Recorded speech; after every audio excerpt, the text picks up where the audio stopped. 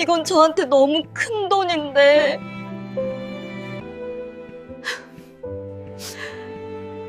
당신은 받을 자격 있어. 10억이라는 스마트폰 화면 숫자가 눈물에 번져 흐릿하게 보였습니다. 며칠 전만 해도 신을 원망했습니다.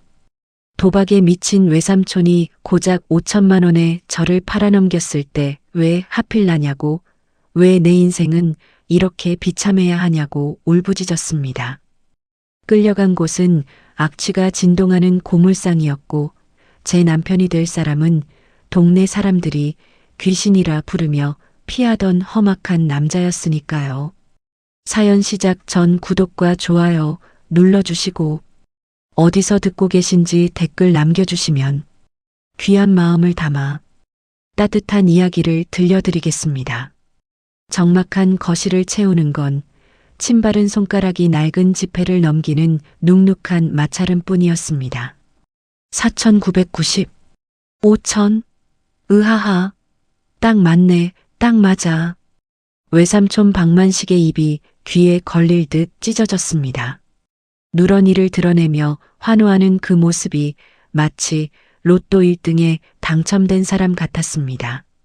하지만 그가 손에 쥔 5천만 원은 복권 당첨금이 아니었습니다. 그건 바로 조카 서연의 몸값이었습니다. 서연은 부엌 문지방 뒤에 숨죽여 서서 자신의 인생이 현금 5천만 원과 맞교환되는 현장을 지켜보고 있었습니다. 올해 나이 23. 남들은 대학 캠퍼스에서 벚꽃을 구경하며 웃고 떠들 나이에 서연은 도박 빚을 갚기 위한 물건처럼 팔려가는 신세가 되었습니다. 부모님을 일찍 여의고 외삼촌 댁에 얹혀 산 지 15년. 그 긴 세월 동안 서연은 조카가 아니라 식모였고 때로는 화풀이 대상인 샌드백이었습니다. 하지만 오늘은 그 비참함마저 사치스럽게 느껴지는 날이었습니다. 자, 이제 돈은 확인했고 서연이 짐은 다 쌌지? 바로 데려가쇼. 반품은 안 되는 거 알지? 외삼촌이 돈다발을 품에 꼭 안으며 비굴하게 웃었습니다. 그의 시선 끝에는 한 남자가 서 있었습니다. 동네 사람들이 고물상 귀신이라 부르며 피해 다니는 남자. 이름은 차도연. 그는 거실 한가운데 우두커니 서 있었지만 그 존재감만으로도 공기 자체가 무겁게 짓눌리는 듯 했습니다. 계절에 맞지 않는 두꺼운 검은색 야상 점퍼는 기름때로 얼룩져 본래의 색을 알아볼 수 없었고 푹 눌러쓴 낡은 모자, 아래로 보이는 서늘한 턱선은 마치 깎아지른 절벽 같았습니다. 무엇보다 그에게서 풍기는 비릿한 쇠냄새와 퀴퀴한 기름 냄새가 좁은 거실을 순식간에 장악해버렸습니다. 남자는 말이 없었습니다. 소문대로 정말 말을 못하는 벙어리인 걸까요? 아니면 돈으로 산 물건 따위에게는 말을 섞을 가치도 없다고 생각하는 걸까요? 그때 모자 아래 감춰져 있던 남자의 눈동자가 천천히 움직여 서연을 향했습니다. 서연은 저도 모르게 숨을 멈췄습니다. 짐승이 먹잇감을 탐색하는 듯한 날카롭고 건조한 눈빛. 그 눈과 마주친 순간 등골을 타고 소름이 쫙 끼쳤습니다. 도망쳐야 한다는 본능이 머릿속을 때렸지만 공포에 질린 발은 바닥에 본드로 붙은 듯 떨어지지 않았습니다. 남자가 서연을 향해 턱짓을 했습니다. 나오라는 거부할 수 없는 명령이었습니다. 서연은 덜덜 떨리는 손으로 미리 싸둔 낡은 보따리를 집어들었습니다. 엄마의 유일한 유품인 빛바랜 사진 한 장과 낡은 옷가지 몇 벌. 23년 서연의 인생 전부가 고작 그 보따리 하나에 담겨 있었습니다. 서연아, 뭐해? 사장님 기다리시잖아. 빨리 안 따라가고. 외삼촌의 꽥 지르는 소리에 정신이 번쩍 들었습니다. 서연은 입술을 피가 나도록 깨물며 현관으로 걸어나갔습니다. 신발을 신으려 고개를 숙였을 때 남자의 낡은 워커가 보였습니다. 흙투성이인 그 신발을 보는 순간 예감이 들었습니다. 자신의 인생은 이제 저 진흙탕보다 더 더럽고 깜깜한 곳으로 굴러떨어질 것이라고요. 가서 말씀 잘 듣고 밥값 좀 하고 살아라. 너 키워준 은혜는 이 돈으로 퉁칠 테니까 섭섭해하지 말고. 응? 외삼촌은 서연을 쳐다보지도 않고 돈다발에 코를 박은 채 말했습니다. 마지막 인사치고는 참으로 잔인했습니다. 서연은 울 자격도 화낼 힘도 남아있지 않아 그저 고개를 떨굴 뿐이었습니다. 끼익 마이너스 녹슨 현관문이 열리고 눈부시게 화창한 봄 햇살이 쏟아졌습니다. 잔인할 만큼 아름다운 날씨였습니다. 집 앞에는 시동이 걸린 낡은 1톤 트럭 한 대가 덜덜거리고 있었습니다. 여기저기 찌그러지고 페인트가 벗겨진 파란색 트럭은 금방이라도 멈춰 설 듯 위태로워 보였습니다. 도연은 서연을 기다려주지 않고 성큼성큼 걸어가 운전석에 올랐습니다. 왼쪽 다리를 살짝 저는 듯한 그 뒷모습이 거대한 곰처럼 위협적이면서도 어딘가 기묘하게 느껴졌습니다. 서연은 트럭 조수석 문을 열고 도살장에 끌려가는 소처럼 힘겹게 올라탔습니다. 쿵, 문이 닫히자 세상과 단절된 듯한 숨막히는 침묵이 찾아왔습니다. 퀴퀴한 곰팡이 냄새와 오래된 담배 냄새가 코를 찔렀습니다. 이제 돌이킬 수 없습니다. 이 트럭이 출발하는 순간 인간 이서연은 사라지고 고물상 주인의 아내이자 5천만 원짜리 노예의 삶이 시작될 테니까요. 부앙! 거친 엔진 소리와 함께 트럭이 출발했습니다. 서연은 차창 밖으로 멀어지는 집을 보지 않았습니다. 대신 운전대를 잡은 남자의 손을 곁눈질로 훔쳐보았습니다. 투박하고 큰 손, 마디마디에 박힌 굳은 살, 그리고 핸들을 꽉 쥐어 하얗게 질린 손가락. 저 손에 맞으면 한 대만 맞아도 죽겠지? 공포가 엄습해 왔습니다. 외삼촌은 술만 마시면 손찌검을 했지만 이 남자는 체급부터 달랐습니다. 만약 그가 폭력을 휘두른다면 서연은 비명 한 번 지르지 못하고 끝날 것이 분명했습니다. 차라리 다리가 불편한 사람이라면 도망이라도 칠 수 있을 텐데. 그런데 그때였습니다. 기어를 변속하는 그의 움직임이 어딘가 부자연스러웠습니다. 클러치를 밟을 때마다 미간을 찌푸리는 게 보였습니다. 아, 정말 다리가 불편한가 보구나. 이상하게도 그 사실이 서연에게는 아주 조금 안도가 되었습니다.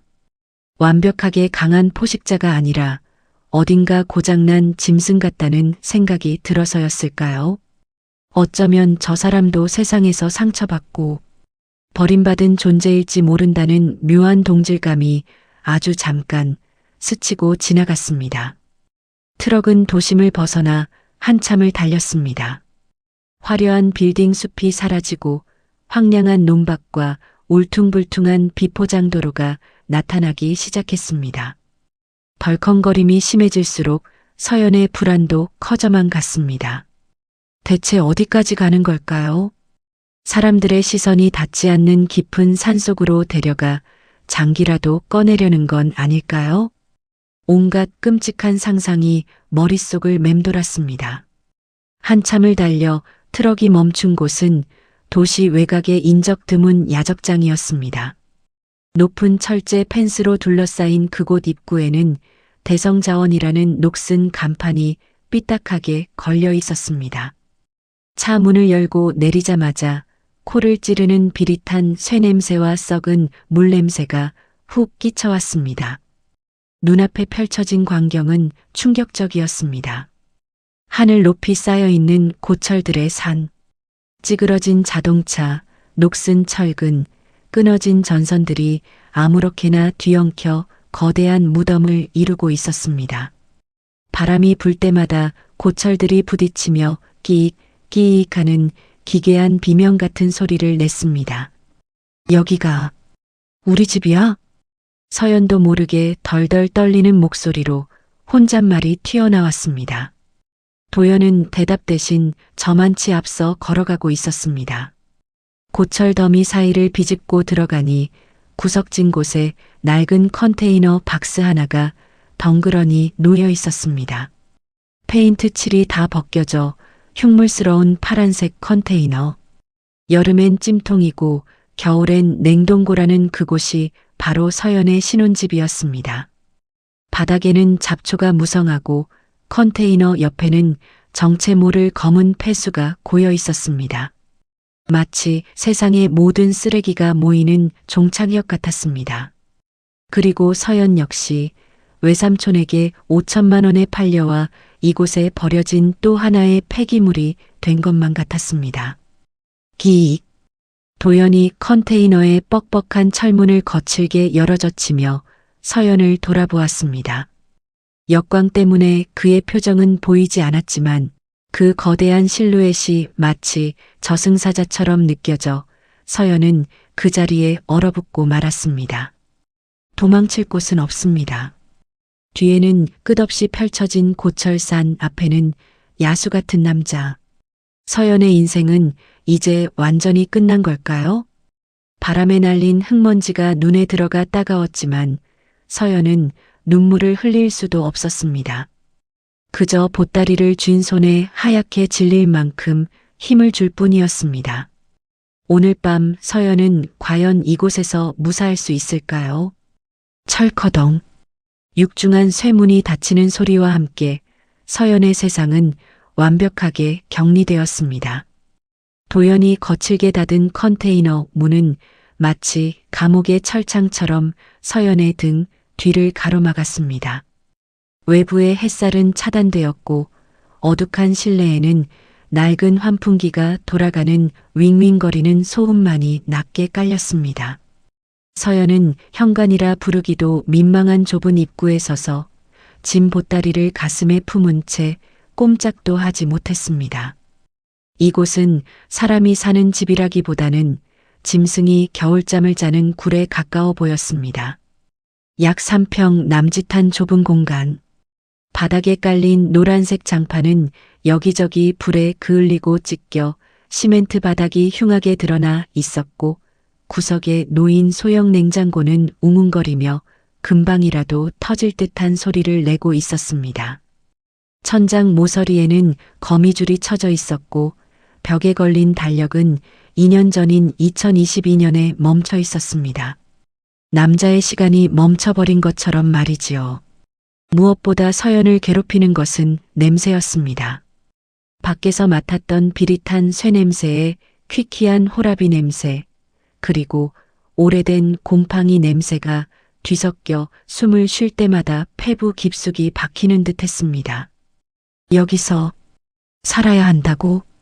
서연의 눈동자가 불안하게 흔들렸습니다. 외삼촌 집의 다락방도 춥고 비좁았지만 적어도 이런 삭막함은 아니었습니다. 이곳은 온기가 전혀 느껴지지 않는 그야말로 고철들의 무덤 한가운데 노인관 같았습니다. 그때 앞서 들어간 도연이 움직였습니다. 지익. 그가 입고 있던 두꺼운 야상 점퍼의 지퍼를 내리는 소리가 정적을 찢었습니다. 서연의 어깨가 흠칫 튀어올랐습니다. 도연은 서연을 본체만 채하며 점퍼를 벗어 구석에 아무렇게나 던져두었습니다. 기름때에 찌든 작업복 차림의 등판이 드러났습니다. 땀에 젖어 셔츠가 등에 달라붙어 있었는데 그 위로 울룩불룩한 근육들이 살아 움직이는 짐승처럼 꿈틀거렸습니다. 서연은 마른 침을 삼켰습니다. 남자의 체격은 생각보다 훨씬 더 위압적이었습니다. 그가 한 손으로 서연의 목을 조른다면 비명 한 번 지르지 못하고 숨이 끊어질 것만 같았습니다. 도연이 천천히 몸을 돌려 서연을 바라보았습니다. 역광 때문에 그림자진 그의 얼굴은 표정을 읽을 수 없어서 더 공포스러웠습니다. 그가 성큼성큼 서연 쪽으로 다가왔습니다. 뚜벅, 뚜벅. 낡은 워커가 바닥을 짓누르는 소리가 서연의 심장 박동 소리와 겹쳐졌습니다. 서연은 본능적으로 뒷걸음질 쳤지만 등 뒤는 이미 차가운 철문이었습니다. 도망칠 곳은 없었습니다. 이제 시작이구나. 서연은 질끈 눈을 감았습니다. 팔려온 여자의 운명.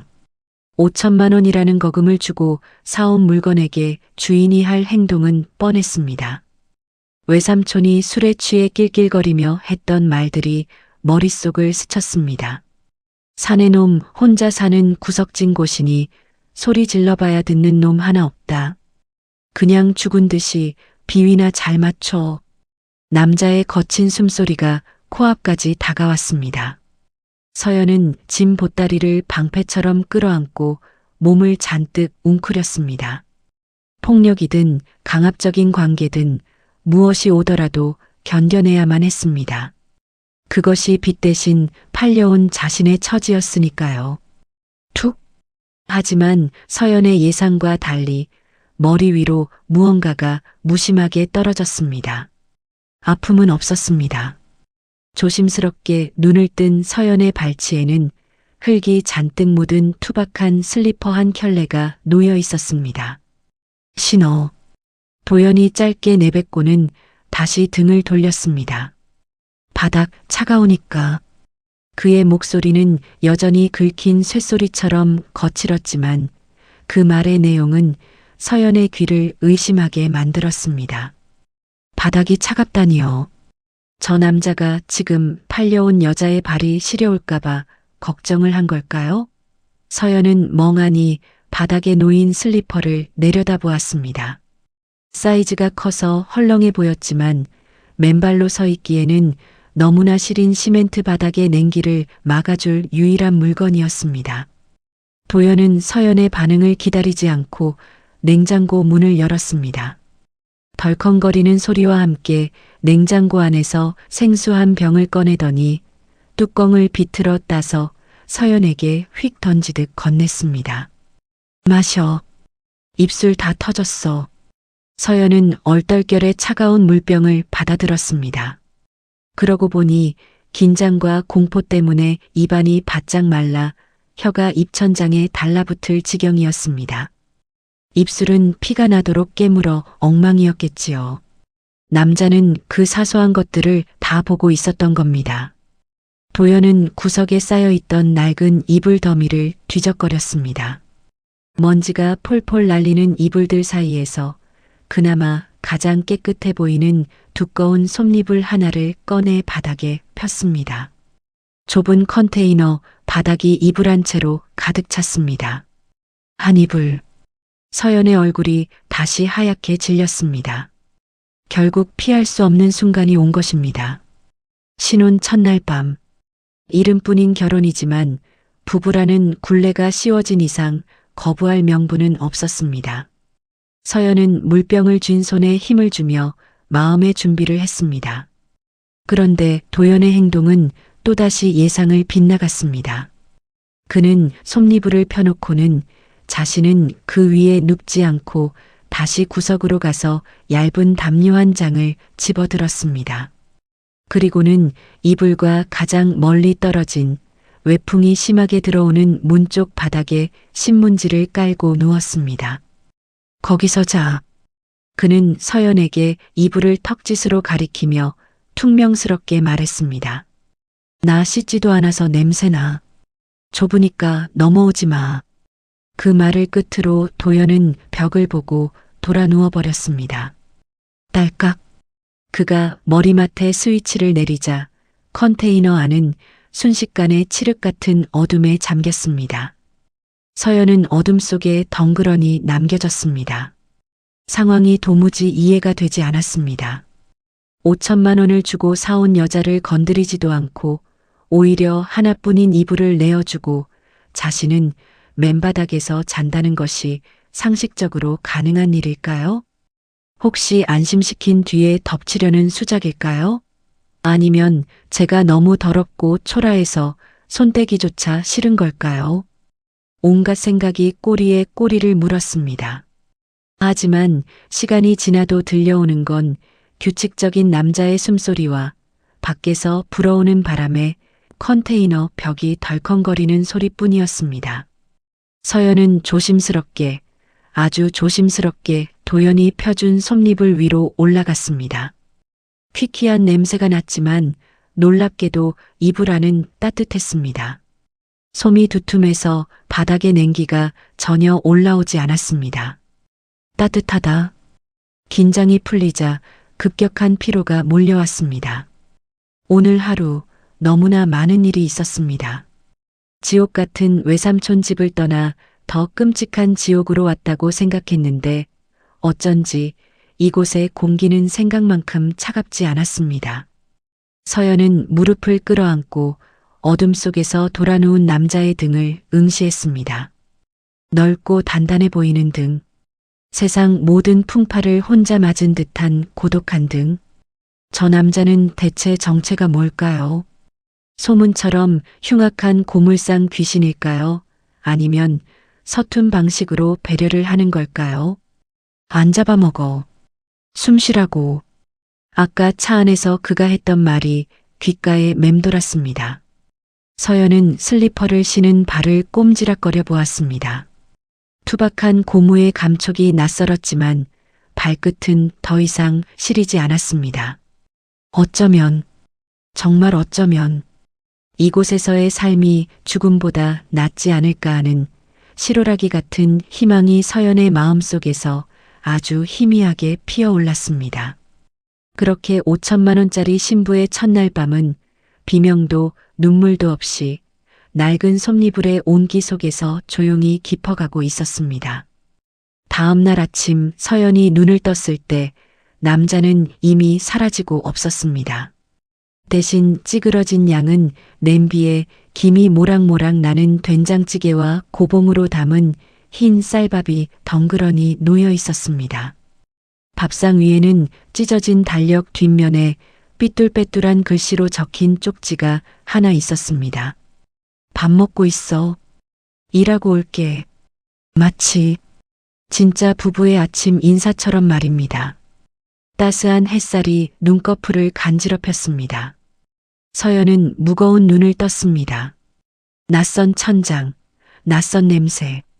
잠시 멍하니 천장의 거미줄을 응시하던 서연은 화들짝 놀라 몸을 일으켰습니다. 아, 맞다.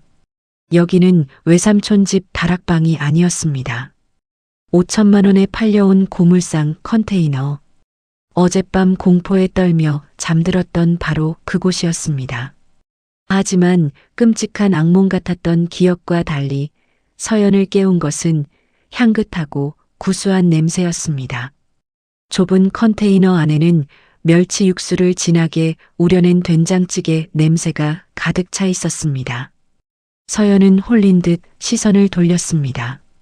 방바닥 한가운데 놓인 찌그러진 양은 밥상. 그 위에는 김이 모락모락 나는 된장찌개 뚝배기와 밥공기 위로 수북하게 쌓인 하얀 쌀밥, 그리고 반찬 가게에서 사온 듯한 검은 콩자반과 김치가 정갈하게 놓여 있었습니다. 그리고 밥그릇 옆에는 찢어진 달력 뒷면에 삐뚤빼뚤한 글씨로 적힌 쪽지가 하나 있었습니다. 밥 먹고 있어. 일하고 올게. 마침표 하나 없는 투박한 문장이었지만 서연은 그 쪽지를 한참이나 들여다보았습니다. 밥 먹고 있어라. 그 단순한 말이 왜 이리 가슴을 찌르는 걸까요? 외삼촌 집에서는 늘 식구들이 다 먹고 남은 찬밥이나 쉰내 나는 반찬 찌꺼기를 부엌 구석에서 허겁지겁 먹어야 했습니다. 식충이 같은 년 밥값도 못하면서 처먹기는.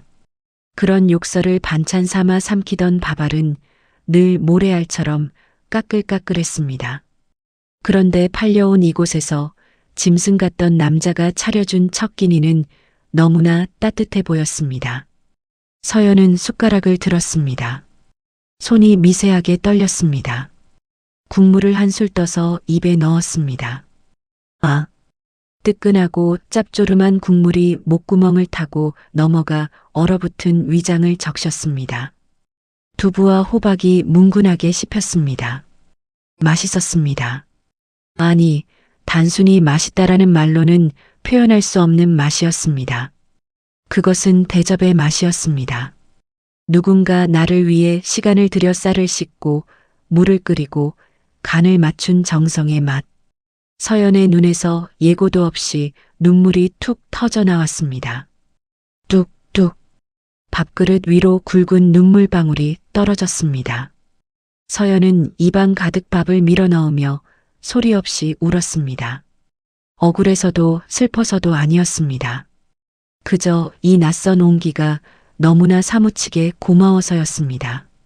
괴물인 줄 알았던 남자가 사람의 밥상을 차려주고 나갔다는 사실이 믿기지 않았습니다. 서연은 바닥까지 싹싹 긁어 밥을 비웠습니다. 배가 부르니 그제야 살아야겠다는 생각이 들더군요. 밥을 먹고 나니 가만히 있을 수가 없었습니다.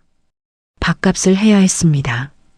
그것이 평생을 얹혀 살며 배운 서연의 생존 방식이었습니다. 서연은 팔을 걷어붙이고 컨테이너 안을 둘러보았습니다. 자세히 보니 집 안꼴은 엉망이었습니다. 남자의 손길이 닿지 않은 구석구석에는 먼지가 손뭉치처럼 굴러다녔고 싱크대에는 말라비틀어진 라면 국물 자국이 눌어붙어 있었습니다. 옷가지들은 빨래를 안 한 지 오래된 듯 퀴퀴한 냄새를 풍기며 구석에 쌓여 있었지요. 치우자. 내가 할 수 있는 건 이것뿐이니까. 서연은 수도가에서 걸레를 빨아와 바닥을 닦기 시작했습니다. 무릎을 꿇고 방바닥을 벅벅 문질렀습니다. 노란 장판에 찌든 때가 검게 묻어나왔습니다. 닦고 또 닦고 이마에 송글송글 땀이 맺혔습니다. 냉장고를 정리하고 널브러진 옷들을 개며 서연은 도연의 흔적들을 마주했습니다. 옷장도 없는 탓에 종이박스에 담겨있던 그의 옷들은 대부분 낡고 해진 작업복이었습니다. 그런데 박스 깊숙한 곳에서 뜻밖의 물건들이 나왔습니다. 타박상에 바르는 연고, 근육통 파스, 그리고 꽤 독해 보이는 진통제들이 수북했습니다. 아프구나. 많이 아픈가 봐. 서연의 손길이 멈칫했습니다. 어제 보았던 그의 전은 다리가 떠올랐습니다. 겉보기엔 산적처럼 튼튼해 보였지만 그는 매일 고된 노동과 통증에 시달리고 있었던 겁니다. 서연은 파스 상자를 제자리에 돌려놓으며 묘한 연민을 느꼈습니다. 그 역시 세상과 거칠게 부딪히며 온몸으로 삶을 버텨내고 있는 가여운 영혼일지 모른다는 생각이 들었습니다. 청소를 얼추 마치자 컨테이너 안이 한결 환해졌습니다. 서연은 환기를 시키려 조심스럽게 창문을 열었습니다. 기익. 녹슨 창문이 열리자 와글와글한 소음이 쏟아져 들어왔습니다. 밖은 치열한 삶의 현장이었습니다.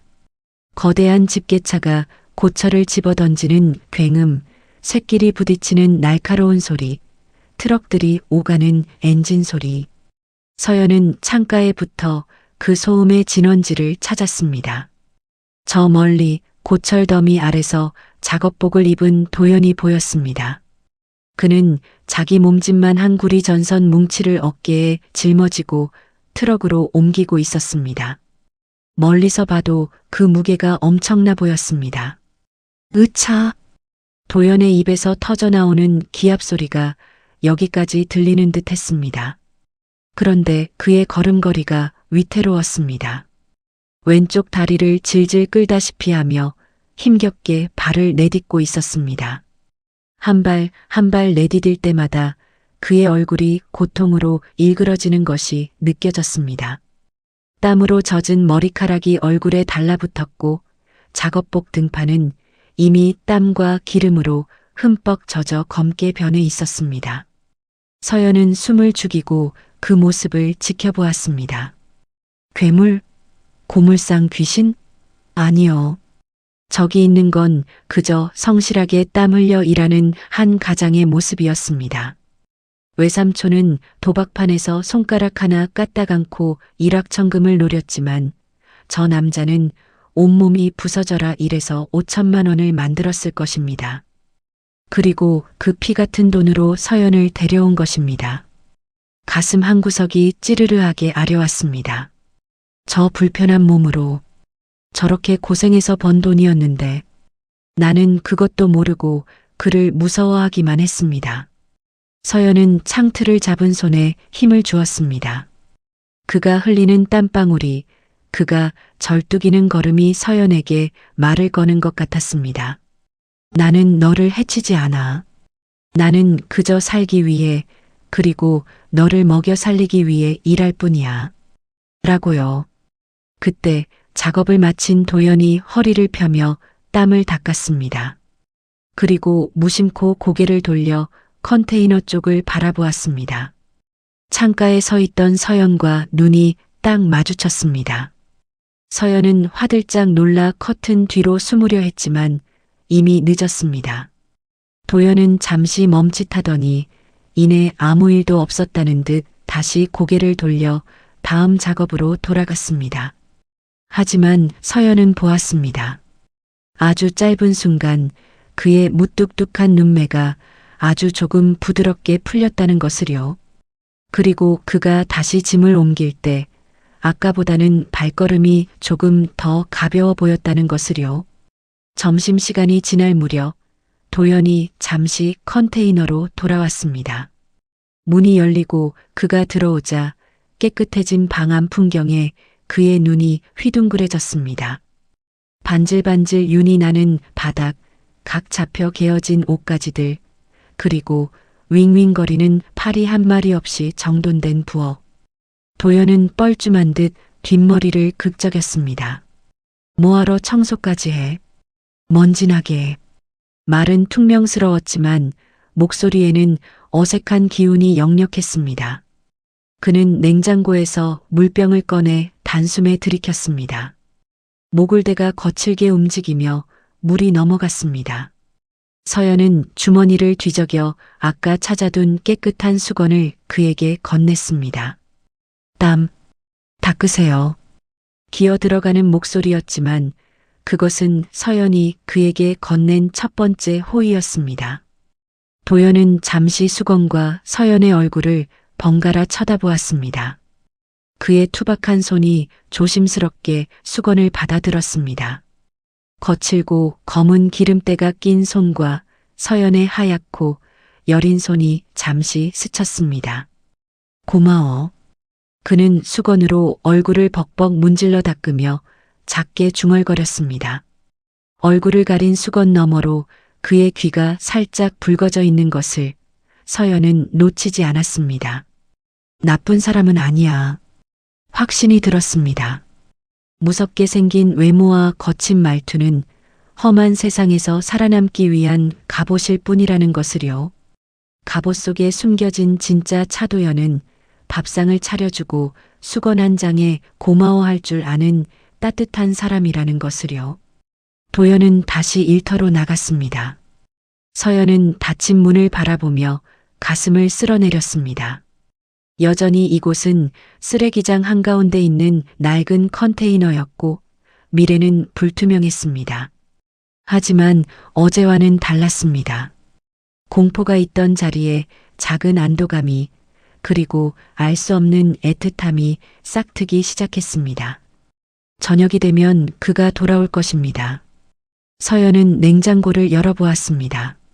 저녁에는 그를 위해 무언가라도 해주고 싶었습니다. 비록 가진 재료는 별로 없었지만 그가 차려준 아침 밥상에 대한 보답을 하고 싶었습니다. 서연은 쌀을 씻기 시작했습니다.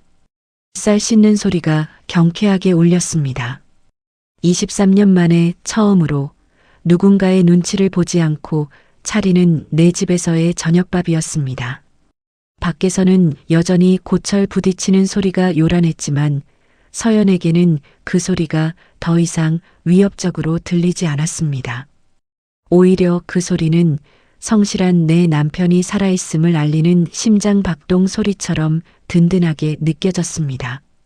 그날 밤 서연은 처음으로 도연에게 말을 걸어보리라 다짐했습니다. 아저씨라고 부르면 될까요? 아니면 사장님이라고 불러야 할까요?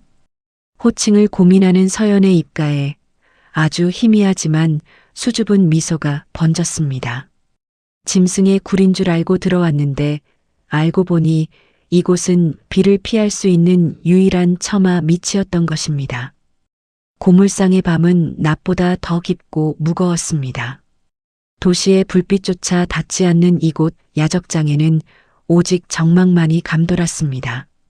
서연은 목이 말라 잠에서 깼습니다. 며칠간 긴장이 풀려서인지 깊게 잠들었다가 새벽녘에야 눈이 떠진 것입니다. 본능적으로 옆자리를 더듬었습니다. 비어 있었습니다. 도연이 깔고 자던 신문지와 얇은 담요만이 차가운 바닥에 덩그러니 남아 있었습니다. 화장실에 가셨나? 서연은 몸을 일으켜 주위를 둘러보았습니다. 컨테이너 안에는 아무도 없었습니다. 벽에 걸린 시계 바늘은 새벽 3시를 가리키고 있었습니다. 이 시간에 어디를 간 걸까요? 불안한 마음이 스멀스멀 피어올랐습니다.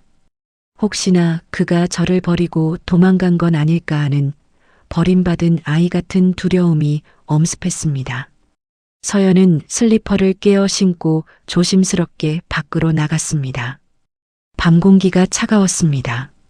칠흑 같은 어둠 속에서 고철 더미들이 거대한 괴물처럼 서 있었습니다. 그때 야적장 구석진 곳에 있는 허름한 창고 쪽에서 희미한 불빛이 새어나오는 것이 보였습니다. 평소 도연이 위험하니까 절대 들어가지 말라고 신신당부했던 자물쇠로 굳게 잠겨있던 그 창고였습니다. 서연은 홀린 듯 불빛을 따라갔습니다. 가까이 다가갈수록 웅웅거리는 기계 돌아가는 소리와 타닥타닥 무언가를 두드리는 소리가 들려왔습니다. 창고 문은 아주 살짝 열려 있었습니다. 서연은 숨을 죽이고 문틈으로 안을 들여다보았습니다. 그리고 그 순간 서연은 자신의 눈을 의심해야만 했습니다.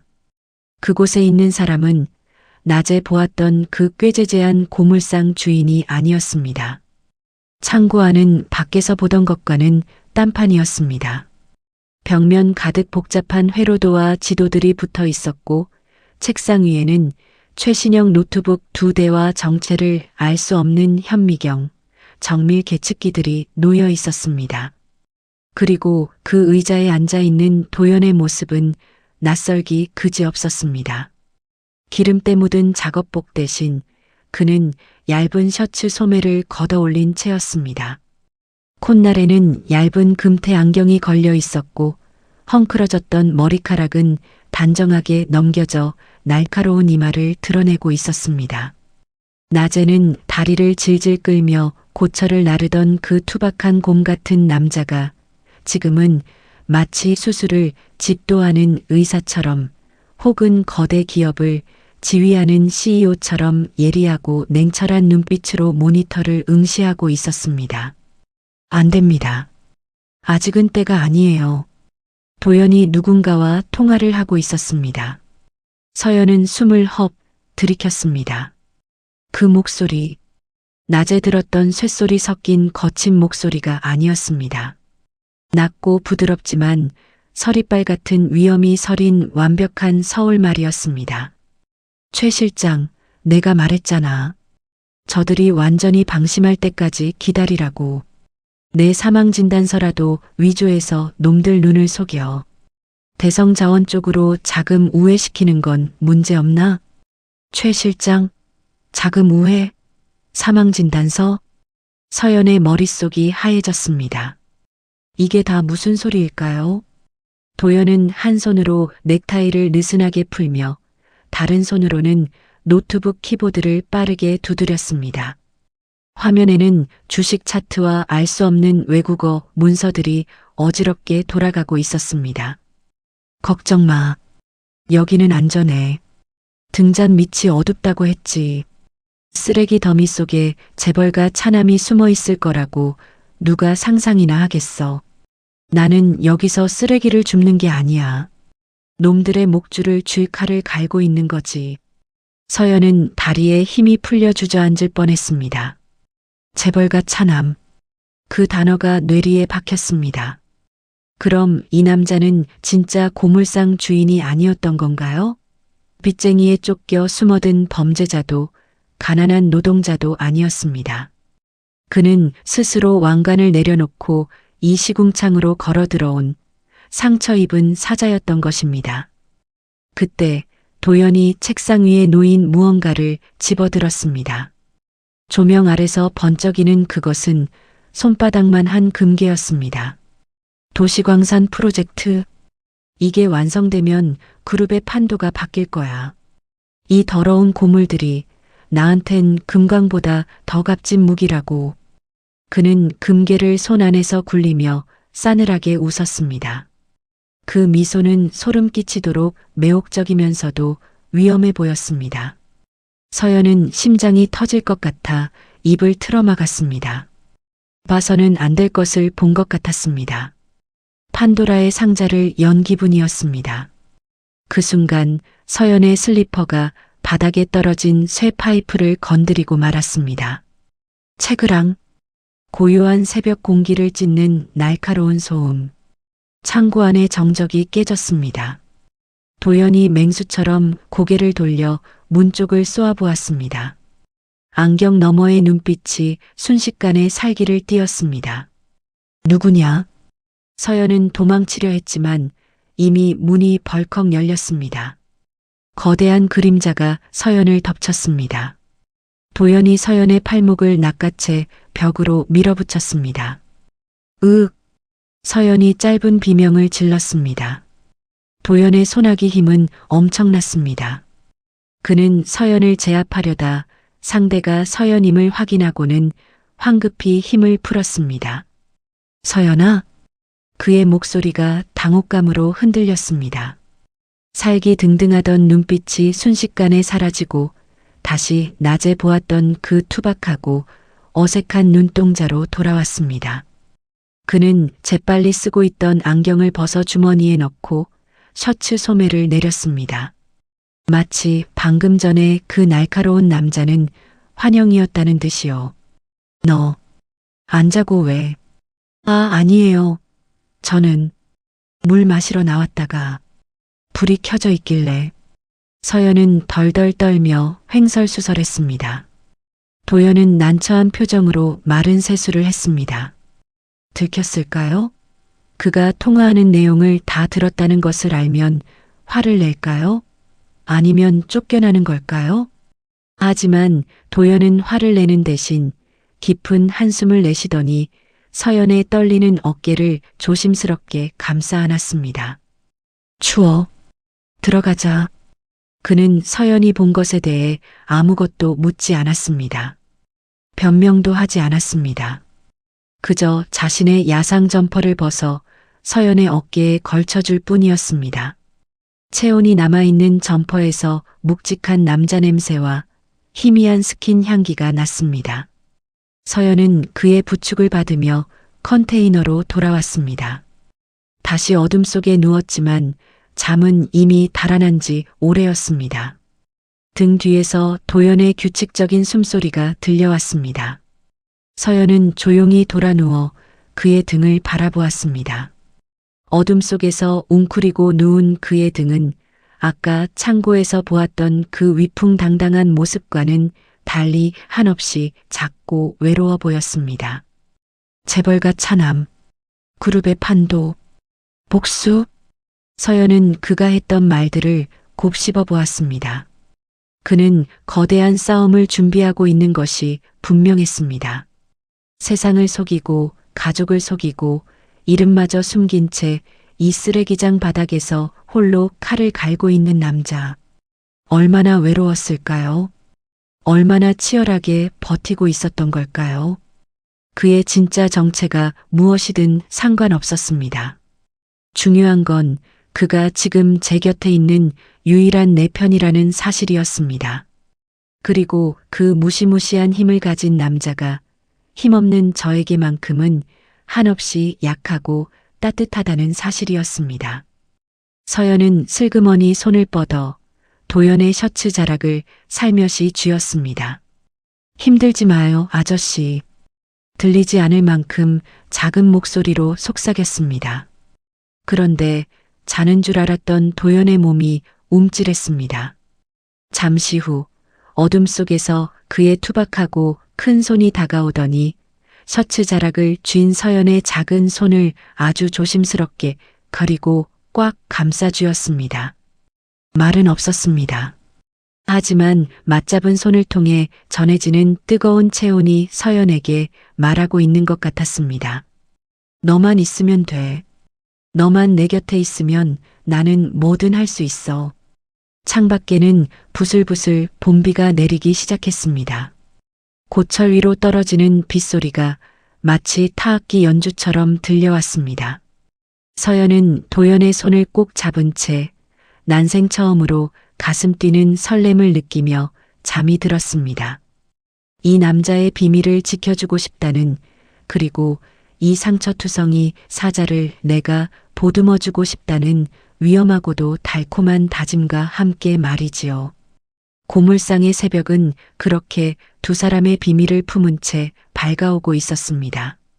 이제 곧 그가 갈아온 칼날이 세상 밖으로 드러날 시간이 다가오고 있음을 알리는 서막이었습니다. 쨍그랑 찌그러덕. 빈 깡통이 발에 밟혀 납작해지는 소리가 고물상의 오후를 채웠습니다. 서연은 이마에 흐르는 땀을 소매로 훔쳐내며 거대한 마대 자루를 질질 끌었습니다. 제 몸집만 한 자루 안에는 지난 일주일 동안 서연이 고물상 구석구석을 뒤져 모은 빈 병과 폐지, 찌그러진 알루미늄 캔들이 가득 들어 있었습니다. 영차, 가녀린 팔에 파란 힘줄이 돋았습니다. 손바닥에는 이미 물집이 잡혀 쓰라렸지만 서연은 멈출 수 없었습니다. 돈을 벌어야 했으니까요. 누가 시킨 일은 아니었습니다. 그저 매일 밤 끙끙 앓으며 다리를 주무르는 남편, 도연을 위해 무언가 해주고 싶다는 일념 하나였습니다. 서연은 리어카에 폐지를 가득 싣고 고물상 입구의 계량대로 향했습니다.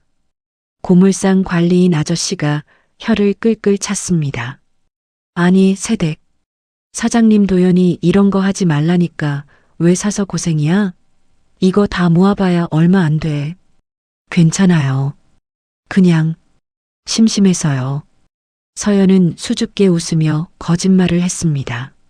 저울의 숫자가 올라갔습니다. 관리인 아저씨가 주머니에서 1,000원짜리 지폐 몇 장과 동전들을 꺼내 서연의 손에 쥐어주었습니다. 자, 12,000원. 요즘 폐지값이 똥값이요. 고생한 거에 비하면 껌값이지. 12,000원.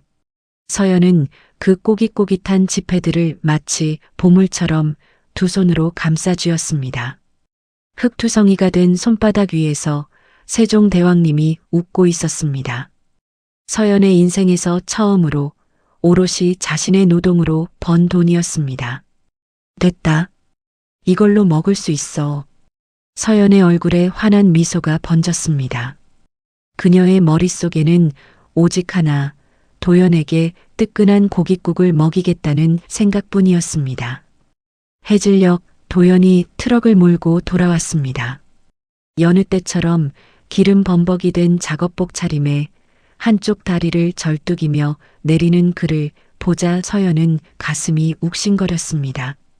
어젯밤 창고에서 보았던 그 말끔하고 날카로운 재벌 차도연의 모습은 온데간데 없고 다시 삶에 찌든 가장의 모습이었습니다. 서연은 현관으로 뛰어나가 그를 맞이했습니다. 왔어요? 도연은 무뚝뚝하게 고개를 끄덕이곤 수도가로 향했습니다. 서연은 쭈뼛거리며 그의 등 뒤에 섰습니다. 저기, 아저씨. 도연이 비누칠하던 손을 멈추고 돌아보았습니다. 서연은 주머니 속에서 꼬깃꼬깃해진 12,000원을 꺼내 그에게 내밀었습니다. 오늘 저 돈 벌었어요. 폐지 주어서. 도연의 눈썹이 꿈틀했습니다. 그는 젖은 손을 털지도 못한 채 서연의 흙투성이 손과 그 위에 놓인 푼돈을 번갈아 쳐다보았습니다. 이걸로 우리 외식해요. 저기 장터 국밥집에요. 도연은 잠시 말이 없었습니다. 화를 낼까봐 조마조마한 서연의 마음을 아는지 모르는지 그는 한참 동안 서연을 내려다보다가 묵묵히 수건으로 손을 닦고는 턱짓을 했습니다. 가자. 장터 골목에 있는 할매 곰탕집은 저녁 식사를 하러 온 인부들로 북적였습니다. 뿌연 수증기가 가득 찬 가게 안은 구수한 고기 삶는 냄새로 진동했습니다. 구석자리에 마주 앉은 두 사람. 삐걱거리는 의자와 끈적이는 테이블이었지만 서연에게는 최고급 레스토랑보다 근사했습니다. 이모님, 여기 곰탕 특 하나랑요. 공깃밥 하나만 주세요. 서연이 당차게 주문했습니다. 도연이 의아한 눈빛으로 서연을 보았습니다. 너는? 저는 오다가 붕어빵을 사 먹었더니 배가 하나도 안 고파서요. 그냥 국물 조금만 얻어먹으면 돼요. 서연은 태연하게 거짓말을 했습니다. 사실 곰탕 한 그릇에 10,000원이었습니다. 두 그릇을 시키면 돈이 모자랐습니다. 도연에게 고기가 듬뿍 들어간 특 사이즈를 사주려면 서연은 굶어야 했습니다. 도연의 눈매가 가늘어졌습니다. 그는 서연의 거짓말을 눈치챈 게 분명했습니다. 하지만 서연은 생글생글 웃으며 숟가락과 젓가락을 챙겨줄 뿐이었습니다. 잠시 후 뚝배기 넘칠 듯이 고기가 가득 담긴 곰탕이 나왔습니다. 보글보글 끓어오르는 뽀얀 국물 위로 파가 송송 썰려 있었습니다. 서연은 뚝배기를 도연 앞으로 밀어주었습니다. 어서 드세요. 식기 전에. 도연은 숟가락을 들지 않았습니다. 그는 뚝배기에서 피어오르는 김 사이로 서연을 응시했습니다. 너 먹어. 에이, 싫어요. 저는 고기 냄새 별로 안 좋아해요. 아저씨, 요즘 일하느라 힘들잖아요. 다리도 아프고. 서연은 도연의 무릎을 슬쩍 쳐다보며 말했습니다. 이거 먹고 힘내야 돈 많이 벌어서 나 호강시켜주죠. 그러니까 얼른 먹어요. 네. 서연의 눈동자는 맑고 투명했습니다. 그 속에는 계산이나 동정 따위는 없었습니다. 오직 내 남편이, 내 유일한 가족이 아프지 않길 바라는 순박한 진심만이 가득했습니다. 도연은 주먹을 꽉 쥐었습니다. 테이블 아래로 내려진 그의 손이 부들부들 떨렸습니다. 그는 대한민국 재계 서열 5위 그룹의 후계자였습니다. 한 끼에 30만 원이 넘는 오마카세를 먹고 500만 원짜리 와인을 물처럼 마시던 남자였습니다. 그에게 10,000원짜리 곰탕은 음식 축에도 끼지 못하는 싸구려였습니다. 하지만 지금 눈앞에 놓인 이 투박한 뚝배기가 그가 평생 먹어온 그 어떤 사내진미보다 귀하게 느껴졌습니다. 이 여자는 하루 종일 쓰레기 더미를 뒤져 손이 다 까져가며 번 돈을 몽땅 그에게 쏟아부은 것입니다. 자신은 배를 골아가면서도 남편 입에 고기 한 점 더 넣어주려고 말입니다. 세상에 어떤 여자가 땡전 한 푼 없는 벙어리 절름발이 고물상에게 이런 사랑을 줄 수 있을까요? 도연은 목이 메어왔습니다. 뜨거운 덩어리가 식도를 타고 올라오는 것 같았습니다. 그는 고개를 푹 숙이고 숟가락을 들었습니다. 국물을 한술 떴습니다. 짭조름한 눈물 맛이 나는 것 같았습니다. 맛있다. 도연이 작게 중얼거렸습니다. 정말요? 다행이다. 여기 깍두기도 맛있대요. 서연이 신이 나서 깍두기를 밥 위에 올려주었습니다. 도연은 묵묵히 밥을 말았습니다. 그리고 숟가락 가득 고기와 밥을 퍼서 자신의 입이 아닌 서연의 입으로 가져갔습니다. 아저씨, 나 배 안 고프. 입 벌려. 단호한 목소리였습니다. 서연이 얼떨결에 입을 벌리자 도연은 뜨거운 밥 한 숟가락을 쑥 밀어 넣었습니다. 너 안 먹으면 나도 안 먹어. 도연은 자신의 밥 공기를 덜어 절반을 서연의 앞접시에 부어주었습니다. 고기도 절반 넘게 덜어주었습니다. 같이 먹자. 제발. 그의 눈빛이 애원하듯 흔들리고 있었습니다. 서연은 입안 가득 찬 고기 맛을 느끼며 눈시울이 붉어졌습니다. 질긴 양지머리 고기가 입안에서 사르르 녹았습니다. 두 사람은 좁은 식당 구석에 머리를 맞대고 뚝배기 하나를 나누어 먹었습니다. 후루룩, 쩝쩝. 소박한 식사 소리 사이로 서로의 온기가 오갔습니다. 곰탕의 뜨거운 김이 두 사람의 얼굴을 촉촉하게 적셨습니다. 식사를 마치고 나오는 길, 밤 공기는 쌀쌀했지만 서연의 속은 든든했습니다. 가로등이 드문드문 켜진 어두운 골목길을 나란히 걸었습니다. 그때 도연의 투박한 손이 서연의 손을 툭 건드렸습니다. 그러고는 슬그머니 아주 조심스럽게 서연의 작고 거친 손을 감싸쥐었습니다. 서연은 놀라서 그를 올려다보았습니다. 도연은 앞만 보고 걷고 있었습니다. 하지만 잡은 손에 들어간 힘은 단단했습니다. 따뜻하다. 서연은 그의 손을 마주 잡았습니다. 거친 굳은 살이 박인 남자의 손. 세상 사람들은 더럽다고 피하는 고물상 주인의 손이었지만 서연에게는 세상에서 가장 듬직한 손이었습니다. 하지만 서연은 몰랐습니다. 맞잡은 손을 통해 도연이 어떤 다짐을 하고 있는지를요. 도연은 밤하늘을 올려다보며 이를 악물었습니다. 기다려, 서연아. 내 모든 걸 걸고 맹세할게. 그는 폐지를 줍던 서연의 굽은 등과 물집 잡힌 손바닥을 떠올렸습니다. 심장이 찢어질 듯 아팠습니다. 다시는 내 손에 흙먼지 묻히지 않게 하겠어. 이까짓 곰탕이 아니라 세상을 다 사줄게. 나를 사람으로 만들어준 너에게. 오늘 먹은 1,000원짜리 곰탕의 가치는 그가 가진 수조원의 재산보다 무거웠습니다. 도연의 눈빛이 매섭게 빛났습니다. 복수를 위해 숨죽였던 시간들이 이제 끝나가고 있었습니다. 자신의 여자를 지키기 위해서라면 그는 기꺼이 세상을 피바다로 만들 준비가 되어 있었습니다. 서연아. 도연이 걸음을 멈추고 불렀습니다. 네. 고맙다. 밥. 무뚝뚝한 한마디였지만 그 속에 담긴 무게는 태산 같았습니다. 도연은 서연의 손을 자신의 코트 주머니 속에 깊숙이 넣었습니다.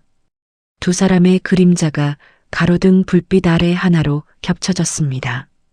폭풍이 몰아치기 직전에 고요하고 아름다운 밤이었습니다. 행복은 늘 살얼음판처럼 위태롭고 불행은 예고 없이 문을 박차고 들어오는 법인가 봅니다. 곰탕 데이트 이후 서연의 고물상 생활은 미묘하게 달라졌습니다. 삭막한 컨테이너에는 서연이 꺾어온 이름 모를 들꽃들이 유리병에 꽂혔고 도연의 무뚝뚝한 침묵 속에는 묘한 다정함이 배어들었습니다. 서연은 콧노래를 흥얼거리며 빨래를 널었습니다. 낡은 트럭 위로 쏟아지는 봄 햇살이 오늘따라 유난히 따스했습니다. 이 행복이 아주 오래 갔으면 좋겠다. 서연은 빨랫줄에 걸린 도연의 셔츠를 팡팡 털며 소박한 소원을 빌었습니다. 하지만 그 소원이 하늘에 닿기도 전에 평화를 깨뜨리는 굉음이 고물상을 뒤흔들었습니다. 쾅! 굳게 잠겨있던 야적장의 철제 대문이 둔탁한 소리를 내며 열렸습니다. 아니, 누군가가 발로 걷어차 억지로 연 것이 분명했습니다. 이 서연이년, 나와. 어디 숨었어?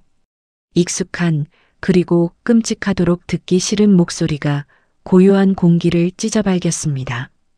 서연의 얼굴에서 핏기가 순식간에 빠져나갔습니다. 젖은 빨래를 든 손이 사시나무 떨듯 떨렸습니다. 저 목소리는 서연의 인생을 지옥으로 만들었던 악마. 바로 외삼촌 박만식이었습니다. 서연이 도망칠 새도 없이 술 냄새를 풀풀 풍기는 만식이 컨테이너 쪽으로 성큼성큼 걸어왔습니다. 그의 눈은 충혈되어 있었고 옷은 며칠째 갈아입지 않은 듯 구겨져 있었습니다. 전형적인 도박판에서 밤을 새우고 돈을 잃은 자의 몰골이었습니다. 아이고, 우리 조카님. 팔려가더니 아주 얼굴이 폈네. 폈어? 밥은 먹고 사냐? 만식이 비아냥거리며 서연의 앞을 가로막았습니다. 서연은 뒷걸음질 쳤지만 등 뒤는 빨랫줄이었습니다. 여긴 왜 오셨어요? 돈 드렸잖아요. 5천만 원. 5천만 원? 야, 이년아. 그게 돈이냐? 내가 15년 동안 처먹은 밥값이 얼만데. 도박판에서 한 판 돌리니까 없더라. 내놔. 돈 더 내놔. 만식이 억지를 부리며 서연의 어깨를 거칠게 밀쳤습니다. 서연은 힘없이 바닥에 주저앉았습니다. 없어요. 저 진짜 돈 없어요. 없긴 왜 없어? 이 고물상 놈이 숨겨둔 금이라도 있을 거 아냐? 벙어리에 병신이라고 소문났어도 알짜배기 부자라는 소리 내가 다 듣고 왔어. 만식은 서연의 말을 무시하고 컨테이너 안으로 신발을 신은 채 들이닥쳤습니다.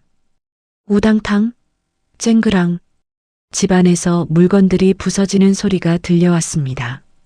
서연이 애써 정리해둔 옷들이 바닥에 나뒹굴었고 유리병에 꽂아둔 들꽃은 짓밟혔습니다. 만식은 서랍을 뒤집어 엎으며 돈 될 만한 것을 찾았지만 나오는 건 서연이 모은 동전 몇 개와 낡은 옷가지 뿐이었습니다. 에이씨, 진짜 쥐뿔도 없네. 화가 머리끝까지 난 만식이 다시 밖으로 나왔습니다. 그의 시선이 바닥에 주저앉아 떨고 있는 서연에게 꽂혔습니다. 아, 내 서방 어딨어? 그 병신 새끼 불러와. 돈 내놓으라고 하게. 안 돼요. 일하러 가셨어요. 제발 가세요, 삼촌. 우리 그 사람 힘들게 사는 사람이에요. 서연이 만식의 바짓가랑이를 잡고 애원했습니다. 하지만 만식은 서연을 벌레 보듯 내려다보며 발길질을 했습니다. 이게 어디서 서방 편을 들어? 머리 검은 짐승은 거두는 게 아니라더니. 짝! 만식의 투박한 손바닥이 서연의 뺨을 후려쳤습니다. 고개가 휙 돌아가고 입가에서 비릿한 피맛이 났습니다. 눈앞이 번쩍이며 이명이 들렸습니다. 으흑, 오늘 돈 안 나오면 너 다시 끌고 간다. 다른 데다 웃돈 얹어서 팔아버릴 테니까 따라와. 만식이 서연의 머리채를 휘어잡아 질질 끌고 가려던 찰나였습니다. 그 손 나. 낮지만 서늘한 쇠 긁는 듯한 소리가 들렸습니다. 만식과 서연이 동시에 고개를 돌렸습니다. 그곳에는 도연이 서 있었습니다. 도연은 온몸이 땀과 기름으로 젖어 있었고 한쪽 다리를 심하게 절뚝이고 있었습니다. 하지만 모자 아래 감춰진 그의 눈빛만큼은 불꽃처럼 타오르고 있었습니다. 오, 이게 누구신가? 우리 벙어리 조카 사위 아니신가? 말문은 좀 트이셨어? 만식이 서연의 머리채를 잡은 채 비릿하게 웃었습니다. 도연의 시선이 만식의 손, 그리고 붉게 부어오른 서연의 뺨에 꽂혔습니다. 그의 주먹이 하얗게 질리도록 꽉 쥐어졌습니다. 도연이 절뚝거리며 다가왔습니다. 내 아내한테서 손 떼라고 했어. 도연이 억눌린 목소리로 경고했습니다. 하지만 만식은 콧방귀를 뀌었습니다. 그가 보기에 도연은 그저 다리 저는 병신일 뿐이었습니다. 이 새끼가 눈가를 왜 그렇게 떠? 돈 내놓으라고.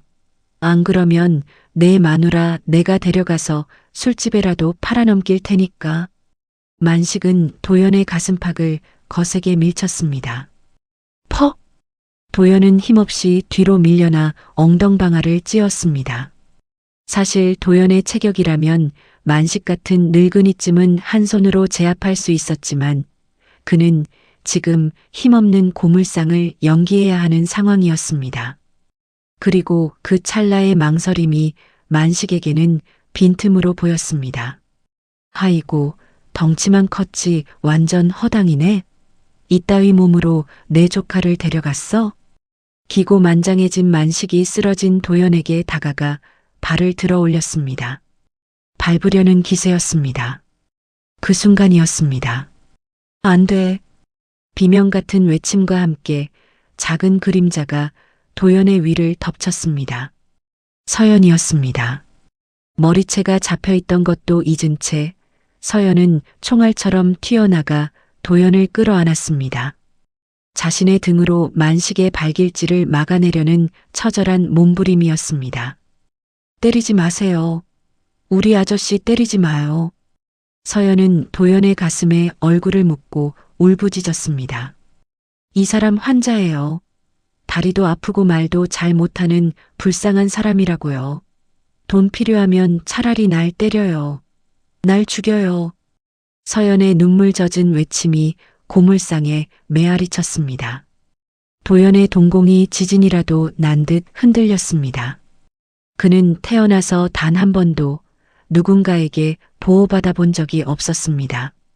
재벌가의 서자로 태어나 늘 공격받고 의심받고 싸워야만 했습니다. 그런데 지금 자기보다 한참이나 작고 여린 이 여자가 고작 5천만 원에 팔려온 이 여자가 자신의 온몸을 던져거구해 도연을 지키려 하고 있는 것입니다. 마치 어미 새가 둥지를 지키듯 서연은 바들바들 떨면서도 도연을 꽉 껴안고 놓지 않았습니다. 그녀의 심장 박동 소리가 도연의 가슴에 전해졌습니다. 쿵, 쿵, 쿵. 그것은 두려움의 고동이 아니라 사랑의 고동이었습니다. 비켜, 이년아. 쌍으로 지랄들을 하네. 만식은 분에 못 이겨 주변에 있던 쇠파이프를 집어들었습니다. 눈이 뒤집힌 도박 중독자에게 이성은 없었습니다. 둘 다 죽어.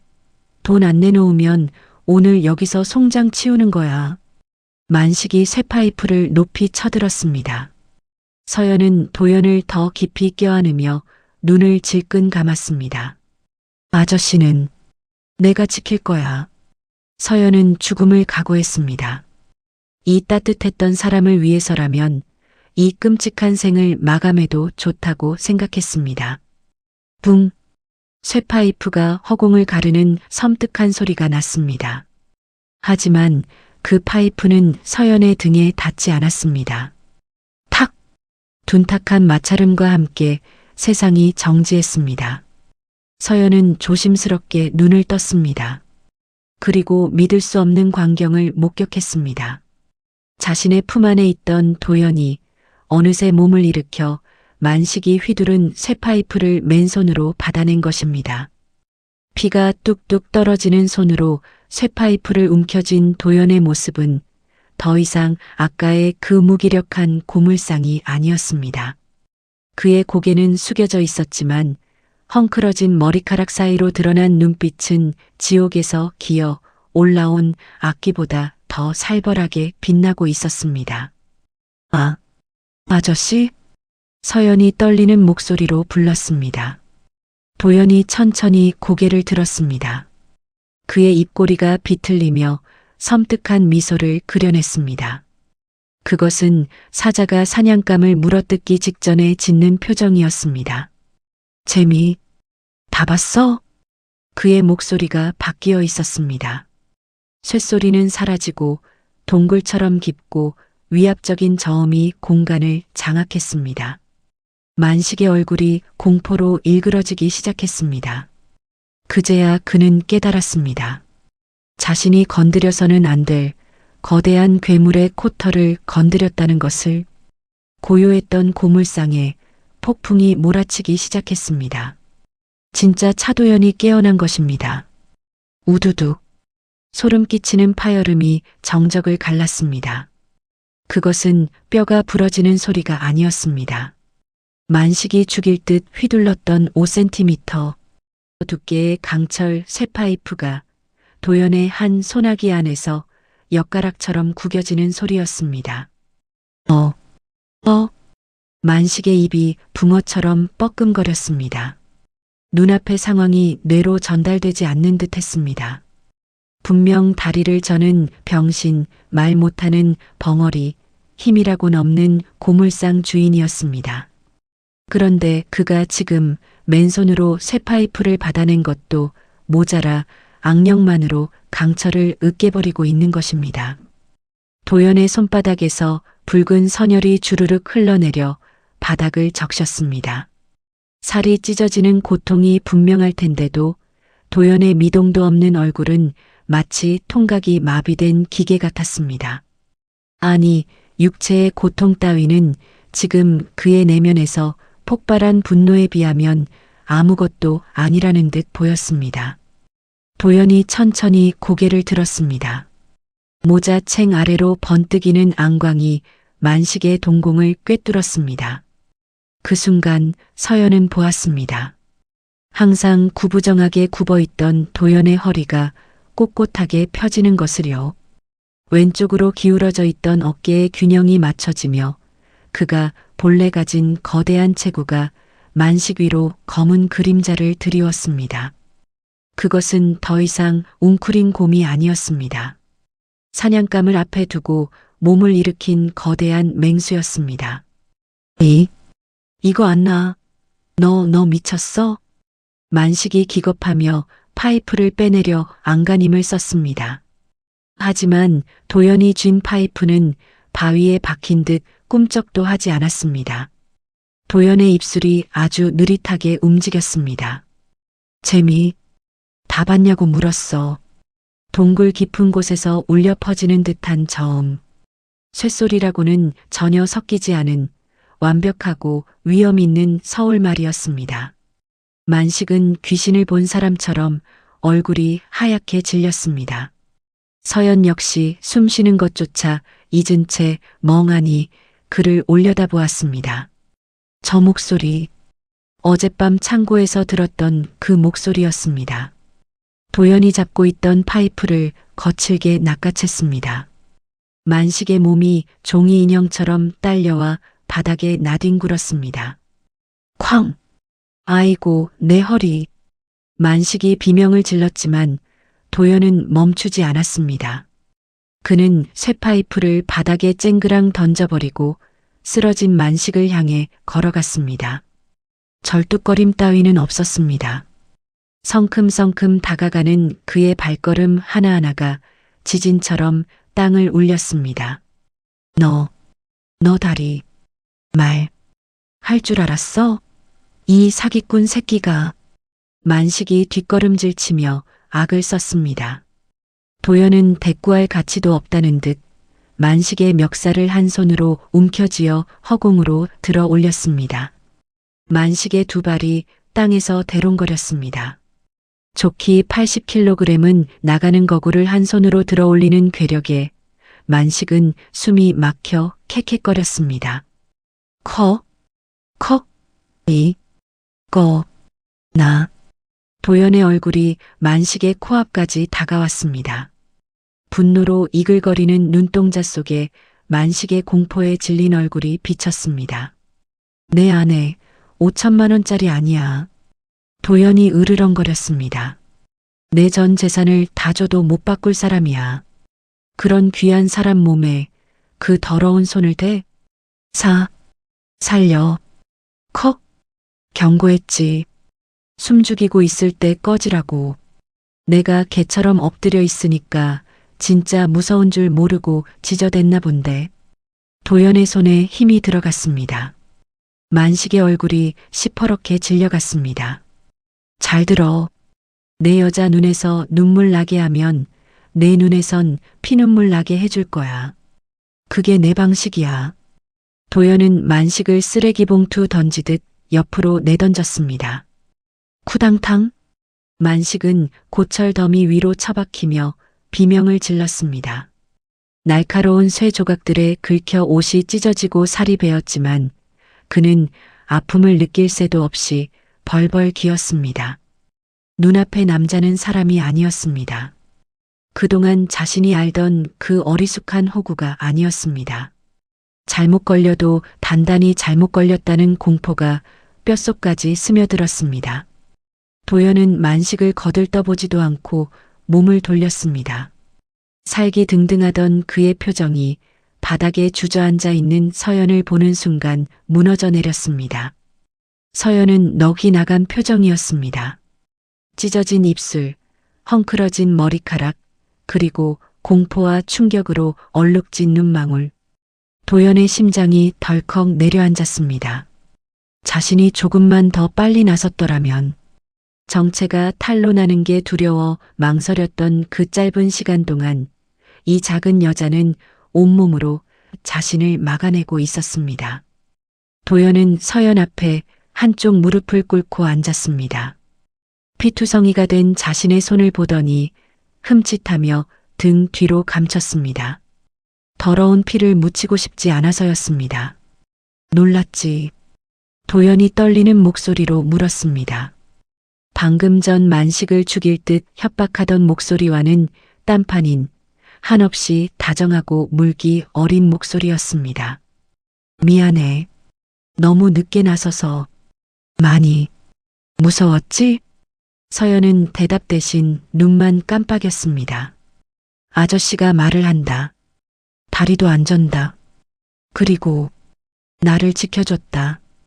혼란스러운 머릿속에서 단 하나의 사실만이 선명해졌습니다. 이 남자는 나를 해치려는 게 아니라 나를 위해 괴물이 되기를 자처했다는 것을. 서연의 눈에서 참았던 눈물이 왈칵 쏟아졌습니다. 아저씨, 손이. 서연은 도연이 감춘 손을 억지로 잡아당겼습니다. 쇠파이프를 잡았던 손바닥은 깊게 찢어져 피가 철철 흐르고 있었습니다. 피나잖아요. 나 때문에. 흐엉. 서연은 자신의 옷소매로 도연의 피 묻은 손을 닦아내며 오열했습니다. 자신이 맞은 뺨보다 남편의 상처가 더 아픈 여자. 도연은 울고 있는 서연을 와락 품에 안았습니다. 기름 냄새와 피 냄새가 섞인 그의 품이었지만 서연에게는 세상에서 가장 안전한 요새였습니다. 울지 마. 나 안 아파. 내가 우는 게 더 아파. 그러니까 제발. 도연은 서연의 등을 쓸어내리며 입술을 깨물었습니다. 맹세했습니다. 다시는 내 눈에 흙이 들어가는 한이 있어도 이 여자를 울리지 않겠다고. 이 여자를 건드리는 놈들은 지위 고하를 막론하고 모조리 씹어먹어 버리겠다고. 그때였습니다. 부웅. 멀리서 들려오는 육중한 엔진 소리가 고물상의 정적을 깼습니다. 한 대가 아니었습니다. 여러 대의 차가 줄지어 들어오는 소리였습니다. 쓰레기 더미에 처박혀 신음하던 만식이 고개를 들었습니다. 경찰차일까요? 그렇다면 살았습니다. 저 미친놈에게서 벗어날 수 있을 테니까요. 하지만 고물상 입구로 들어선 것은 경찰차가 아니었습니다. 번쩍이는 검은색 고급 세단들. 그릴에 박힌 엠블럼은 대한민국 사람이라면 누구나 아는 최고급 브랜드의 것이었습니다. 7대의 검은 세단이 흙먼지를 일으키며 고물상 마당으로 미끄러지듯 들어와 도연과 서연을 중심으로 반원형으로 멈춰 섰습니다. 끽.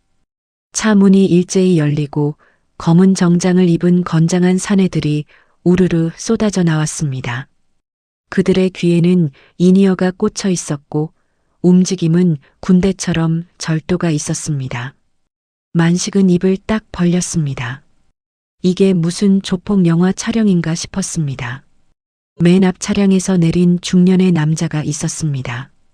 깔끔하게 빗어넘긴 머리에 금태 안경, 그리고 한눈에 봐도 값비싸 보이는 슈트를 입은 남자.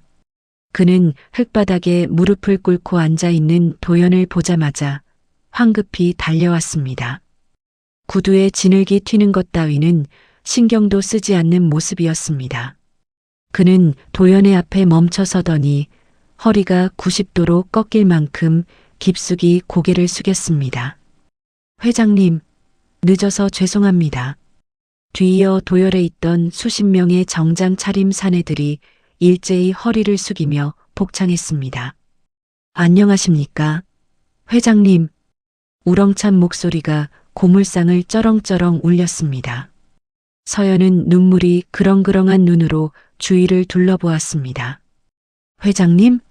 누구 보고 회장님이라는 걸까요? 여기 회장님이 어디 있다고? 설마? 서연의 시선이 천천히, 아주 천천히 자신을 안고 있는 남자에게로 향했습니다. 도연은 서연을 안고 있던 팔을 풀고 천천히 자리에서 일어났습니다.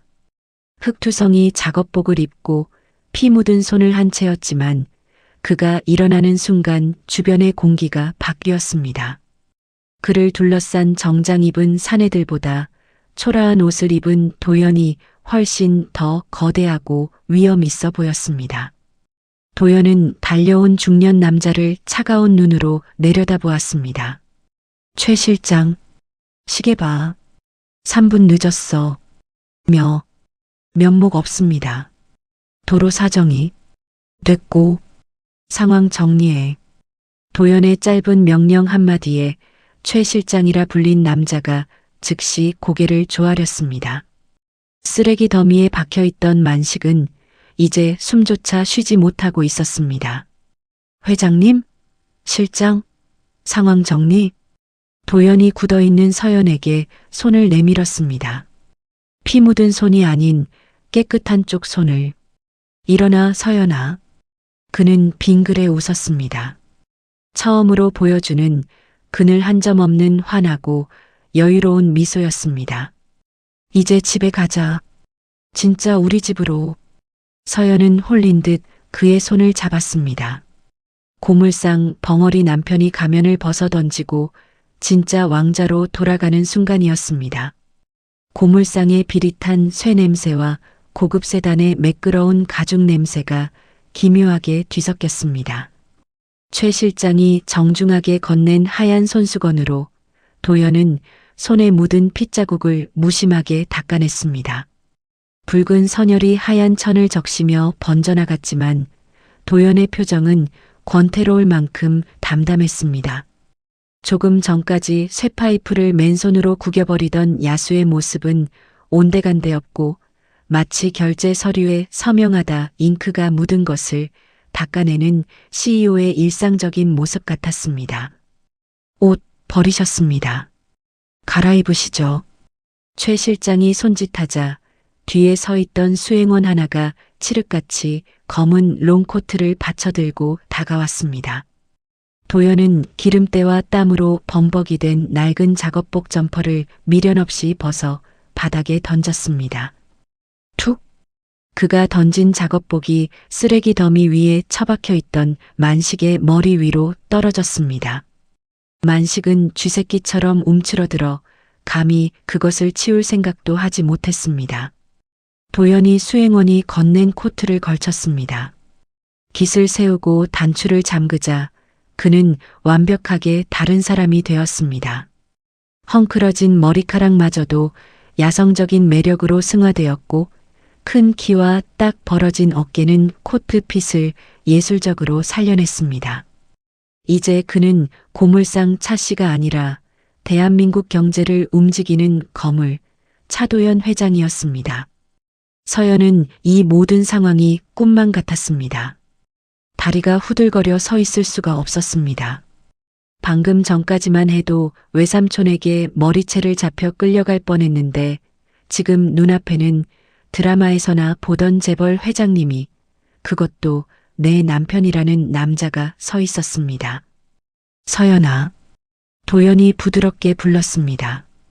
서연이 화들짝 놀라 어깨를 떨자 그가 다가와 서연의 차가운 손을 자신의 코트 주머니에 넣었습니다. 많이 놀랐지. 설명이 늦어서 미안해. 아저씨. 이게 다 뭐예요? 저 사람들은 누구고? 아저씨 진짜 정체가. 서연은 횡설수설하며 눈동자를 굴렸습니다. 도연은 최 실장에게 손을 내밀었습니다. 최 실장이 즉시 최신형 스마트폰과 검은색 카드를 도연의 손에 올렸습니다. 도연은 그것을 서연에게 쥐어주었습니다. 확인해봐. 네. 문자. 방금 보냈어. 서연은 떨리는 손으로 스마트폰 화면을 켰습니다. 잠금도 되어 있지 않은 화면에 문자 메시지 알림 창이 떠 있었습니다. 은행 입금 알림이었습니다. 입금 1000-000-000원 보내니 남편. 서연은 숫자를 세어 보았습니다. 1, 10, 100, 1000만. 10억? 10억? 서연의 입에서 바람 빠지는 소리가 났습니다. 10억 원. 평생 구경조차 해본 적 없는 천문학적인 숫자였습니다. 외삼촌에게 팔려올 때의 몸값이 5천만 원이었는데 그 20배가 넘는 돈이 통장에 찍혀 있었습니다. 이게 뭐예요? 기계가 고장 난 거 아니에요? 위자료야. 도연이 서연의 흐트러진 앞머리를 넘겨주며 나직하게 말했습니다. 그동안 그 지옥 같은 집구석에서 맘고생한 감. 그리고 나 같은 놈 만나서 맘 졸이고 쓰레기 줍느라 고생한 감. 턱없이 부족하겠지만 일단은 이걸로 맛있는 거 사 먹고 사고 싶은 거 다 사. 이건 시작일 뿐이니까. 하지만 이건 너무 큰 돈인데 너한테는 하나도 안 커. 내가 나한테 준 곰탕 한 그릇이 나한테는 1조 원보다 더 컸으니까. 도연의 눈빛은 진심이었습니다. 서연은 말을 잇지 못하고 입을 틀어막았습니다. 그때 구석에서 바들바들 떨고 있던 만식이 10억이라는 소리에 눈이 뒤집혔습니다. 공포도 잠시, 돈 냄새를 맡은 도박꾼의 본능이 되살아난 것입니다. 10억? 조카 사위. 아니, 회장님. 아이고, 제가 몰라 뵀습니다. 만식이 넙죽 엎드려 무릎걸음으로 기어왔습니다. 우리 서연이가 복덩이네, 복덩이야. 내가 서연이 키우느라 등골이 휜 거 아시죠? 그 돈, 우리 서연이 혼수니까 저한테 좀 나눠주시면. 만식이 서연의 다리를 잡으려 손을 뻗었습니다. 하지만 그 손은 서연에게 닿지 못했습니다. 옆에 서 있던 경호원이 구두발로 만식의 어깨를 걷어찼습니다. 만식은 비명도 지르지 못하고 대굴대굴 굴렀습니다. 치워. 도연이 싸늘하게 명령했습니다. 저 인간 내 시야에서 치워. 그리고 법무팀 불러서 털어. 과거 횡령, 도박, 불법 사채, 그리고 미성년자 약취 유인 및 인신매매 혐의까지 징역 20년은 살게 만들어. 감옥에서 썩어 문드러질 때까지 못 나오게. 네, 알겠습니다. 최 실장이 즉각 어딘가로 전화를 걸었습니다. 아이고, 회장님, 서연아, 삼촌이다. 핏줄끼리 이러면 안 되지. 살려줘. 5천만 원 다시 토해낼게. 만식이 발악했지만 건장한 경호원 2명이 양쪽에서 그를 짐짝처럼 들어 올렸습니다. 질질 끌려가는 만식의 비참한 몰골을 보며 서연은 고개를 돌렸습니다. 동정심 따위는 들지 않았습니다. 지난 15년의 학대와 서름이 주마등처럼 스쳐 지나갔습니다. 이제 진짜 끝이구나. 악연의 고리가 끊어지는 순간이었습니다. 도연은 서연의 어깨를 감싸 안고 대기하고 있던 리무진으로 이끌었습니다. 경호원이 뒷문을 열었습니다. 널찍하고 푹신한 가죽 시트가 보였습니다. 서연이 주저하자 도연이 부드럽게 등을 떠밀었습니다. 이제 여기가 내 자리야. 서연은 조심스럽게 차에 올랐습니다. 엉덩이에 닿는 가죽의 감촉이 구름처럼 부드러웠습니다. 덜덜거리는 1톤 트럭 조수석과는 비교도 할 수 없는 안락함이었습니다. 도연이 옆자리에 타자 문이 묵직한 소리를 내며 닫혔습니다. 차 안은 고요했습니다. 완벽한 방음 처리 덕분에 밖에서 만식이 지르는 고성도 고물상의 소음도 전혀 들리지 않았습니다. 출발해.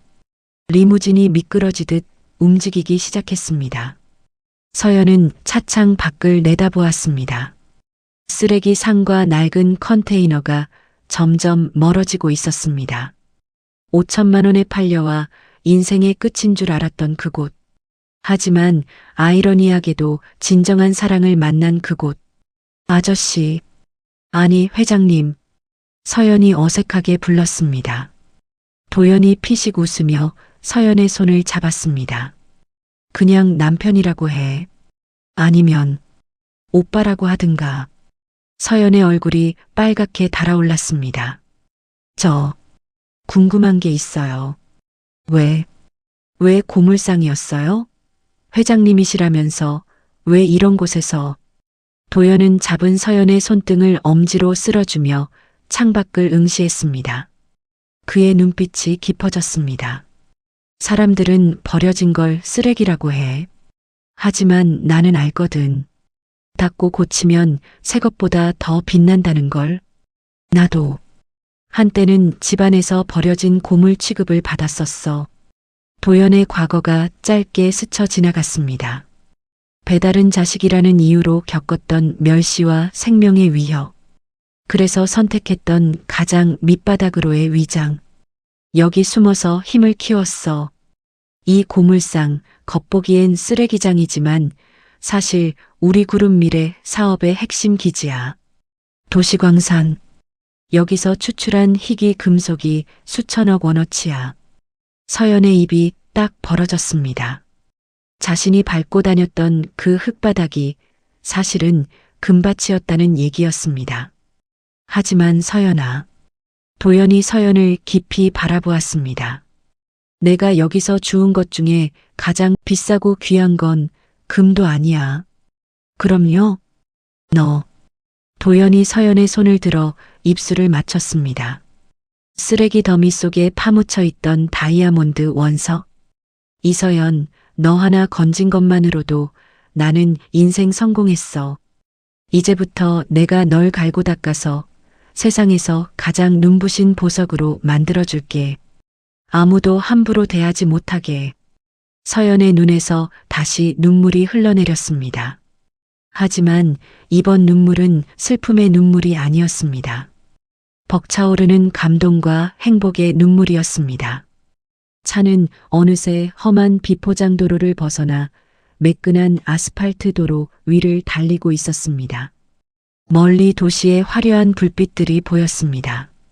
이제 서연이 살아갈 새로운 세상이었습니다. 10억이 입금된 통장보다 수조 원을 가진 회장님 남편보다 더 든든한 건 맞잡은 손에서 전해지는 도연의 뜨거운 체온이었습니다. 자, 이제 가자. 우리 집으로. 곰탕 말고 진짜 맛있는 밥 해줄게. 도연의 말에 서연은 비로소 환하게 웃었습니다. 고물상에서 피어난 꽃이 이제야 진짜 화원으로 옮겨 심어지는 순간이었습니다. 1년이라는 시간은 누군가에게는 찰나였지만 누군가에게는 영원과도 같은 고통의 시간이었습니다. 차가운 쇠창살 사이로 들어오는 한 줌의 햇살. 그 아래 죄수복을 입은 박만식이 퀭한 눈으로 멍하니 앉아 있었습니다. 4885. 면회 없다니까 얼른 들어가. 교도관의 고함에 만식이 힘없이 고개를 저었습니다. 벌써 1년째였습니다.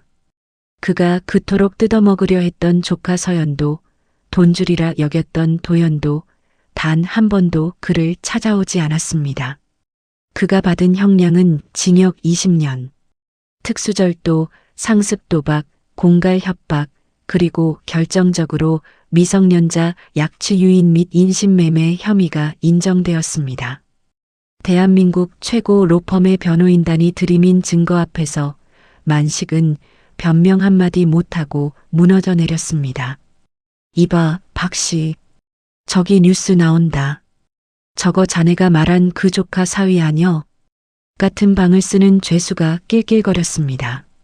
낡은 브라운관 TV 화면 속에는 세련된 슈트를 입고 기자들의 플래시 세례를 받는 차도연 회장의 모습이 나오고 있었습니다. DS그룹 차도연 회장, 도시광산 프로젝트 성공으로 영업이익 3조 원 달성. 재계의 젊은 거인으로 우뚝 서다. 화면 속 도연은 눈부시게 빛나고 있었습니다. 그리고 그 옆에는 우아한 드레스를 입고 환하게 웃고 있는 서연이 서 있었습니다. 예전에 주눅든 모습은 온데간데 없고 사랑받는 여자의 여유와 기품이 흐르는 아름다운 모습이었습니다. 크흑, 으흐흑. 만식은 땅을 치며 통곡했습니다. 5천만 원에 팔아넘긴 그 아이가 사실은 수조 원을 가진 황금 거위였다니. 자신이 제 발로 복을 걷어차고 지옥으로 걸어 들어왔다는 후회가 뼈에 사무쳤습니다. 하지만 때는 이미 늦었습니다. 그가 흘리는 눈물은 아무도 닦아주지 않는 차가운 감옥 바닥을 적시는 뒤늦은 후회일 뿐이었습니다.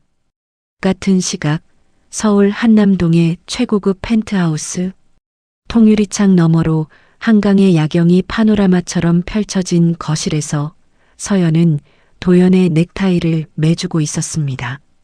오늘 취임 1주년 행사는 안 가시면 안 돼요? 아저씨. 아니, 오빠랑 집에서 쉬고 싶은데. 서연이 입술을 삐죽이며 투정을 부렸습니다. 도연은 꿀 떨어지는 눈빛으로 서연을 바라보다가 쪽소리가 나게 입술을 훔쳤습니다. 나도 그러고 싶어. 당신 두고 회사 가는 게 세상에서 제일 싫어. 도연의 눈가는 예전보다 훨씬 부드러워져 있었습니다. 고물상에서의 그 날카롭고 경계심 가득했던 눈빛은 사라지고 이제는 안정감과 행복만이 가득했습니다. 그래도 오늘만 참아줘. 대신 행사는 빨리 끝내고 올게. 그리고 갈 데가 있어. 갈 데요? 어디요? 도착하면 알아. 옷 따뜻하게 입고 나와.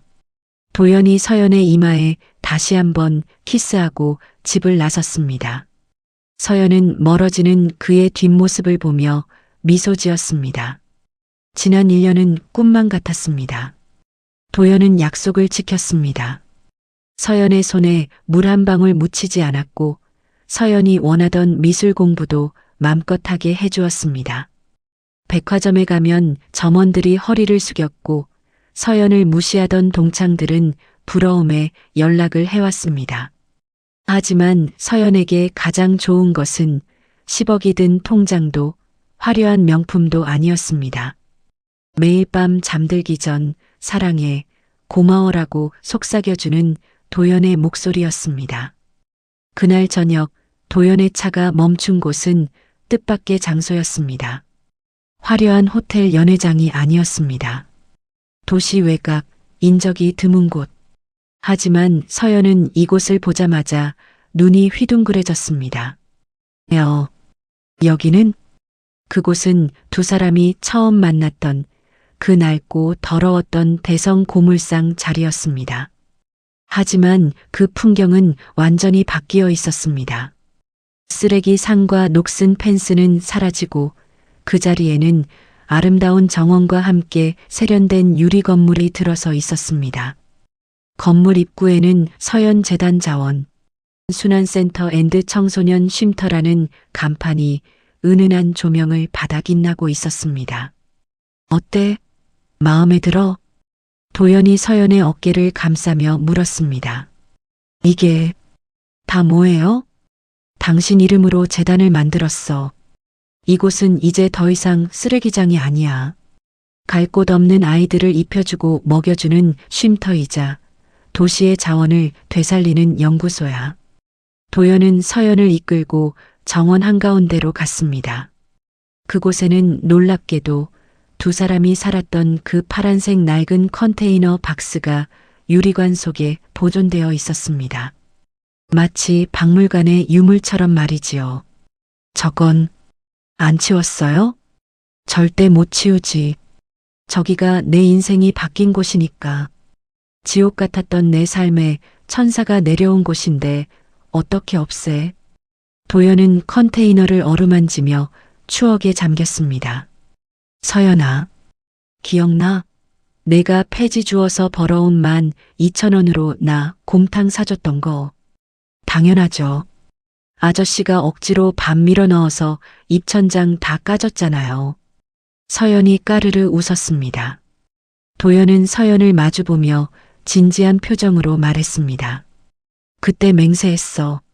이 여자가 주는 1,000원은 남들이 주는 1,000억보다 무겁다고. 평생 이 여자를 내 머리 위에 모시고 살겠다고. 오빠, 고마워, 서연아. 버려진 놈 주워다가 사람 만들어줘서. 나한테 넌 고물상이 아니라 세상에서 제일 빛나는 보물상이야. 서연의 눈가가 촉촉해졌습니다. 그녀 역시 마찬가지였습니다.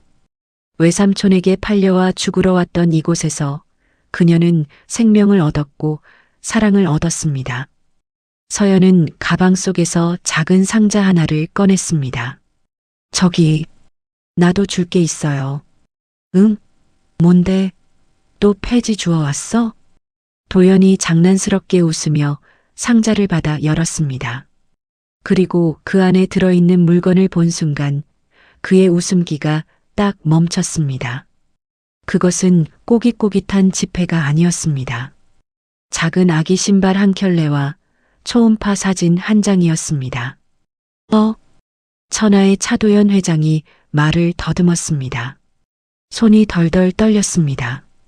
그는 사진과 서연의 배를 번갈아 쳐다보며 어쩔 줄을 몰라 했습니다.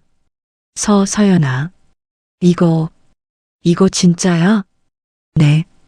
5주 됐대요. 태명은 곰탕이로 할까 봐요. 서연이 수줍게 웃으며 배를 쓰다듬었습니다. 아, 도연은 상자를 든 채 그대로 자리에 주저앉았습니다. 그리고 아이처럼 엉엉 울기 시작했습니다. 쇠파이프를 으깨던 괴력의 사나이가 수조원을 움직이는 냉철한 회장님이 작은 초음파 사진 한 장 앞에서 무장 해제되어 눈물을 쏟아내고 있었습니다. 그는 가족이 없었습니다. 서연도 가족이 없었습니다. 서로가 서로에게 유일한 가족이었던 두 사람에게 이제 진짜 피를 나눈 가족이 생긴 것입니다. 외로웠던 두 사람의 세상이 비로소 완벽해지는 순간이었습니다. 고마워. 진짜 고마워. 흑. 도연은 서연의 허리를 끌어안고 얼굴을 묻었습니다. 서연은 도연의 머리를 부드럽게 쓰다듬어 주었습니다. 밤하늘에는 별이 쏟아질 듯 빛나고 있었고 낡은 컨테이너 박스는 두 사람의 새로운 시작을 축복하듯 고요히 그 자리를 지키고 있었습니다. 울지 마요, 오빠. 서연의 다정한 목소리에 도연이 고개를 들었습니다. 눈물 범벅이 된 얼굴로 그가 활짝 웃었습니다. 세상 그 어떤 보석보다도 행복해 보이는 미소였습니다. 버려진 고철도 닦으면 금이 됩니다. 진흙탕 속에 굴러도 보석은 보석입니다. 5천만 원에 팔려갔던 고아, 소녀와 세상에서 숨어버린 재벌가 남자의 이야기는 그렇게 끝이 났습니다. 아니, 끝이 아닙니다. 쓰레기 더미 위에서 피어난 이 기적 같은 사랑은 이제 셋이 되어 더 아름다운 내일을 향해 걸어갈 테니까요.